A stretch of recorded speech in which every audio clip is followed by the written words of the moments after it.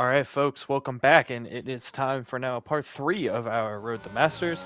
And as you can see here, we got another race here in Austria.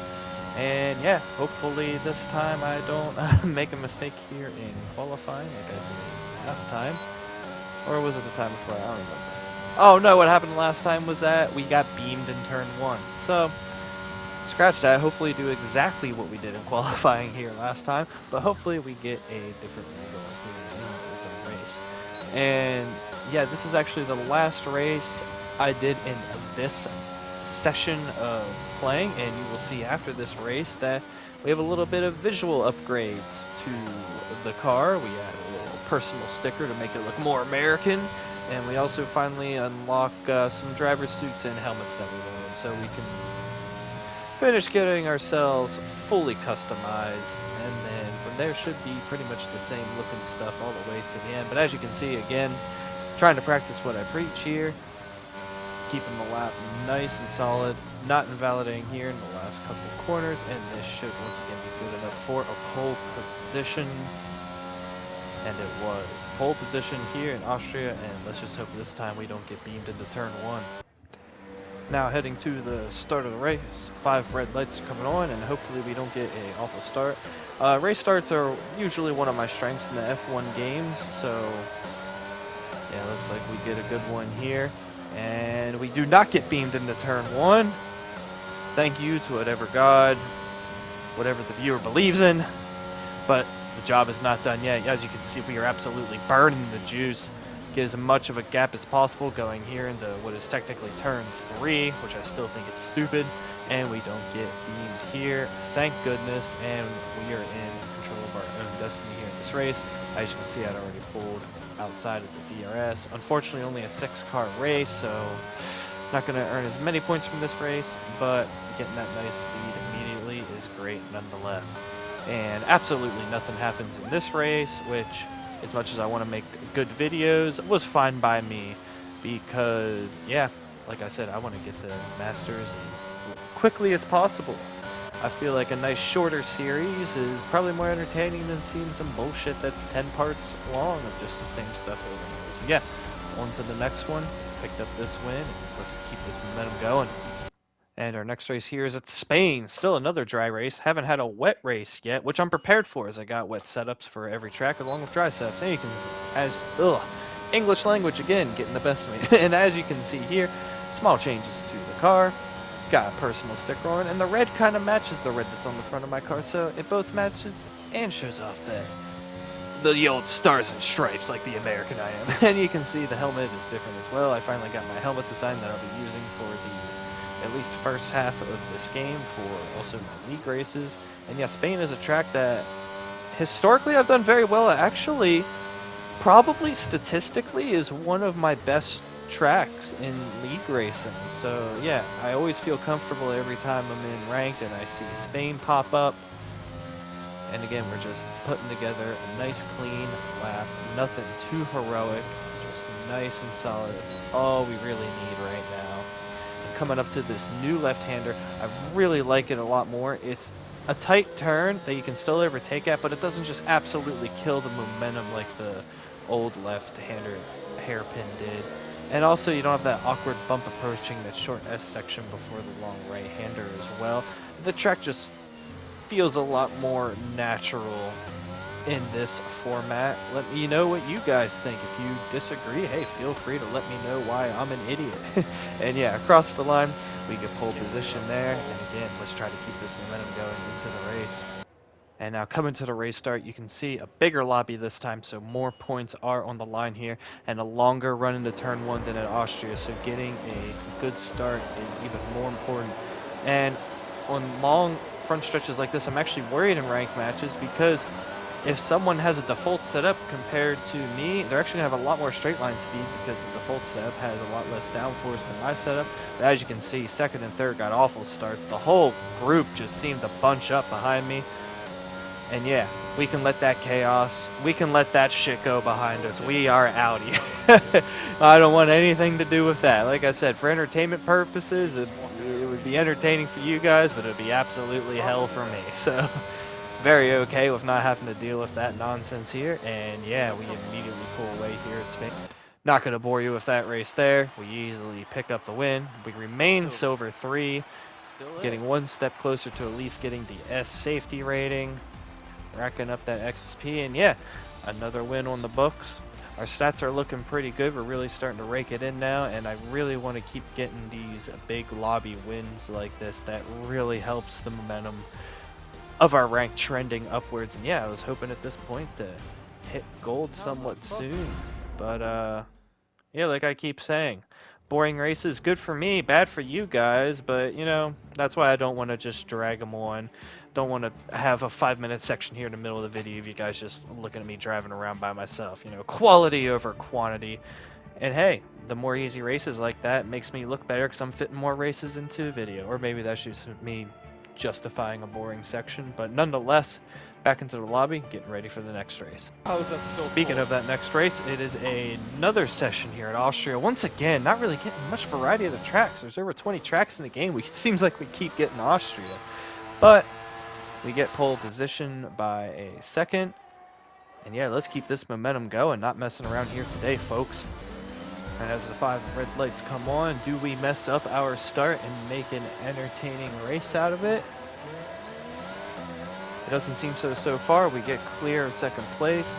Everyone pray to whatever God you believe in. We don't get beamed here. We do not. And now, again, same strategy. Gonna burn some juice heading up the straight here to decrease my chances of getting beamed, but as you can see, a huge gap behind me. But you never know in ranked. And coming into turn 3, absolutely nothing happens, which is good for me. And yeah, I guess apologies to you guys. 3 races here in a row where absolutely nothing happens. But like I said, in terms of our Road to Masters, it's little spurts like this where we just get consecutive races of just win after win. That's what really is going to boost our rank. And like I preached in the earlier episodes, not really doing anything too much special here. Like, yeah, I do have some pace naturally as a driver, but all I'm doing is just putting in a nice, solid qualifying lap and then just racing my own race in the race and letting the chaos unfold around me. And as we get to see the stats here, do we rank up? No, we do not, but we do get to 100% our rating. So in the next 3 races, as long as we don't absolutely throw our safety rating in the bin, which we obviously won't because we're not assholes, we will at least get to S safety rating, which means we will be in the highest echelon in terms of the matchmaking algorithm, in terms of the drivers it pairs us with, in terms of their safety rating, which was probably the longest possible way I could describe that we get paired with the safest drivers from then on. Which, the advantage there is, you deal with less assholes. But we all know that the system isn't perfect. It doesn't catch a lot of things that these dirty drivers do. And we're still, as you will see in probably, I'm not sure if it's this video or later videos as well, there are still assholes out there. And speaking of assholes, we are about to go to the absolute Formula 1 ranked play world capital of assholes, Monza, Italy. And as we start our qualifying lap here at Monza, this is a track that it's easy to just drive in general, but hard to be quick on. You don't want to brake too late there. You carry so much speed with a good setup. You got to brake earlier. Nice and smooth on the traction, staying away from the high curves. Keeping it skinny here on the inside. You don't scrub off as much speed as you do in real life, so you gain time hanging the inside again. Braking earlier than the game recommends, avoiding the high parts of the... And I have a bad chicane there. I just get a little bit of a snap of oversteer on the left-hander. Don't get over to the right quite quick enough. But yeah, I mean, just being pretty cautious. I could have went to the outside more on that corner. Could have took more inside curve on that corner. But again, like I said, it's more about just keeping it smooth and just having an all-right lap. And yeah, I just saw that guy, that GR, whatever the rest of his name was, retire.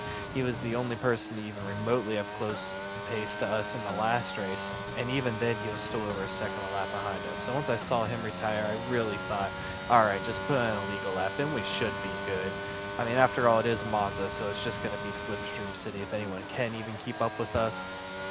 This race, I'm well more worried about assholes than I am my own driving, because like I said, in ranked play, Monza, Italy is the asshole capital of the Formula 1 world. We nail pole position, now we head into what will most likely be a difficult race. Pros and cons here of having a nice big grid into the race. Pros, more points on the line. Cons, more humans at Monza. Enough said. Anyone that's played ranked play knows exactly what I'm talking about. And as the lights come on, it's paramount here for our race that we get another good start. And yes, it's a decent launch off the line, just a tiny bit of wheel spin, I do believe.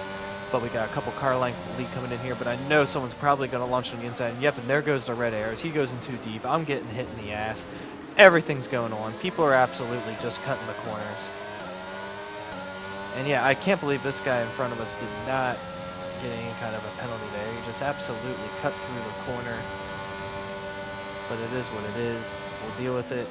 And we're just going to be patient here. We're going to let him burn all of his ERS. Or maybe he'll make a mistake here early on. I'm not going to push the envelope here, trying to pass him super early on. Because, like I said, I always assume the absolute worst of these people. And yeah, we're going to sit in his slipstream here. You can still see him pulling away, so he definitely was using more ERS than me here. And maybe in hindsight, I could use a little bit more ERS. Like, this is Monza after all. I don't need to hang on to 90%. But, like I said, I'm erring on the side of caution, which is the way to do it in a ranked play. I can already tell he does not want to let me by. He wants to hold his position the whole race. He's being defensive already on that back stretch. Coming on front stretch, I'm just going to let him burn all of his energy. I want him to burn all of his ERS, so by the time the DRS is activated, he just has absolutely no chance to defend from us. Coming down the front stretch, I'm going to try to make him worry a little bit, but not do anything, just break it normal time. You can see him getting loose there, so maybe I thought this could be an opportunity for a free pass already, because I know I have enough pace to just bust out of the DRS immediately. Coming here, he's going to use a lot of ERS, which is okay with me. I'm still holding on to 90%, and he's definitely using a good chunk already. So yeah, we're just going to keep driving smooth here, keep racing our own race. Patience is a virtue when you are racing with very impatient drivers. Drivers that just use all of their resources right away. I mean, this even happens sometimes in league racing. If you get caught up in the group because, let's say, you pit under a safety car, so you got some drivers in front of you that are slower, you can just let them do what they all do, and that's burn all of their energy in the first few laps and kind of just not really slow you down because they're using all their energy to go quicker, and then pick them off one by one when they're a lot more vulnerable and can't even fight you unnecessarily to hold you up, which everyone will do.